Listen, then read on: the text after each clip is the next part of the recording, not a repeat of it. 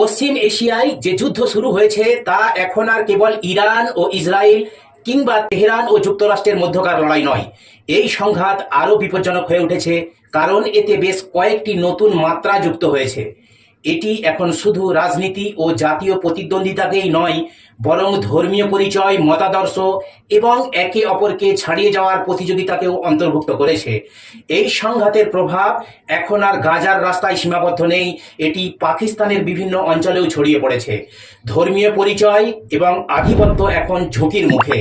এই পুরো ঘটনায় শিয়া ও সুন্নি সম্প্রদায়ের মধ্যকার পুরানো বিভেদ আরও বাড়াচ্ছে বলে মনে হচ্ছে। এটা সর্বজন বিদিত যে 1979 সালের ইসলামী বিপ্লবের পর থেকে শিয়া প্রধান দেশ ইরান তার সীমানার বাইরে মতাদর্শ ও প্রভাব বিস্তারের জন্য সচেষ্ট থেকেছে। যেহেতু এই অঞ্চলে সুন্নি জনগোষ্ঠী প্রধান, তাই ইরানকে তার মতাদর্শ প্রতিষ্ঠা করতে এবং নিজের অবস্থান দৃঢ় করতে উল্লেখযোগ্য সংগ্রাম করতে হয়েছে।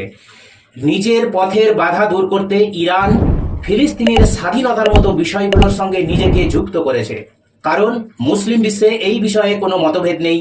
এই অজুহাতে একটি ছোট বড় অসংখ্য জনগোষ্ঠীকে লালন পালন ও সমর্থন করতে শুরু করে ইরান। একদিকে ইরানের নেতৃত্বে শিয়া সংগঠনগুলোর একটি বিশাল নেটওয়ার্ক গড়ে ওঠে, তেমনিভাবে অন্যদিকে সৌদি আরব এবং সংযুক্ত আরব আমিরাতের মতো সুন্নি প্রধান দেশগুলোর উত্থান ঘটে। এই দেশগুলো তাদের নিরাপত্তার জন্য মার্কিন যুক্তরাষ্ট্রের উপর ব্যাপকভাবে নির্ভরশীল এবং সময়ের সাথে সাথে ইসরায়েলের সাথেও তাদের ঘনিষ্ঠতা বেড়েছে। সুতরাং এই প্রতিযোগিতা এখন আর শুধু ধর্ম নিয়ে নয়, বরং ক্ষমতা ও রাজনীতি নিয়েও। রাজনীতি ও ক্ষমতার এক খেলা। পশ্চিম এশিয়ার এই সংঘাতে ধর্মীয় বিশ্বাসের চেয়ে রাজনৈতিক লাভ এবং ক্ষমতার ভারসাম্য বেশি গুরুত্বপূর্ণ। সুন্নি দেশগুলো ইরানকে এমন একটি হুমকি হিসাবে দেখে যা তার মতাদর্শ ছাড়িয়ে তাদের অস্তিত্বের জন্য বিপদ ডেকে আনছে। অন্যদিকে ইরান এই সুন্নি দেশগুলোকে মার্কিন যুক্তরাষ্ট্র এবং পশ্চিমা দেশগুলোর এজেন্ট হিসাবে দেখে, যারা ইরানের ক্ষমতাকে দুর্বল করার জন্য কাজ করে। এটাই এই সংঘাতের মূল বিষয়, যেখানে ইরানের শিয়া গোষ্ঠী তাদের ক্ষমতা বাড়ানোর জন্য সুন্নি গোষ্ঠীগুলোর ক্ষোভকে কাজে লাগাচ্ছে, সেখানে সুন্নি দেশগুলোর সরকারগুলো পশ্চিমা বিশ্ব ও মার্কিন যুক্তরাষ্ট্রের পাশে দাঁড়াচ্ছে, যদিও তাদের নিজেদের জনগণ প্রায়শই এর ঘোর বিরোধিতা করে আসছে। ইরানকে ঘিরে ফেলার একটি নতুন কৌশল।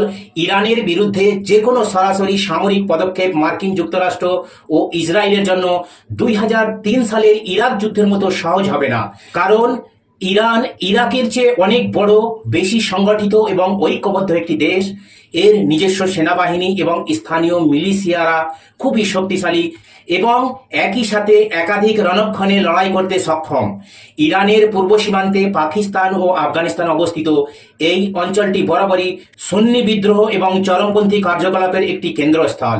শিয়া মতাদর্শের কঠোর শত্রু আইএস খোরাসান এবং জৈশ আল আদলের মতো সংগঠনগুলো এখন সক্রিয়।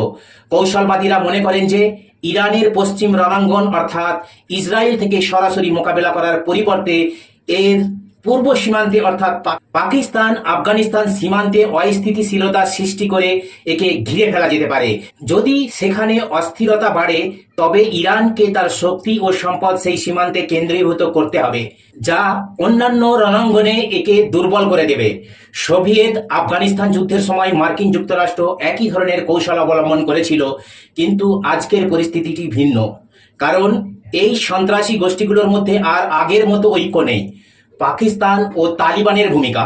পাকিস্তান ও আফগানিস্তানের মধ্যকার উত্তেজনা পরিস্থিতিকে আরো জটিল করে তুলেছে। পাকিস্তান সবসময় বরাবরই এই ধরনের সুযোগ কাজে লাগিয়ে বিশ্ব রাজনীতিতে নিজেদের প্রভাব বাড়ানোর চেষ্টা করে আসছে। অতীতে যুক্তরাষ্ট্রকে সহায়তা করে দেশটি বিপুল সম্পদ ও সুবিধা অর্জন করেছে। তারা বিশ্বাস করে যে ইরান সংকটে তারা আবারও এমন একটি সুযোগ পাবে, কিন্তু এবার পরিস্থিতি অনুকূলে আসছে বলে মনে হচ্ছে না। এর কারণ হলো তালিবান এখন আফগানিস্তান শাসন করছে এবং পাকিস্তানের নির্দেশ তারা মানছে না। তালিবান এখন নিজেদের ইচ্ছা অনুযায়ী নিয়ন্ত্রণ প্রতিষ্ঠা করছে, যা দুই দেশের মধ্যে উত্তেজনা আরো বাড়িয়ে তুলছে। উপরন্তু আফগানিস্তানে অসংখ্য সন্ত্রাসী গোষ্ঠী রয়েছে, যাদের আনুগত্য প্রতিনিয়ত বদলাতে থাকে।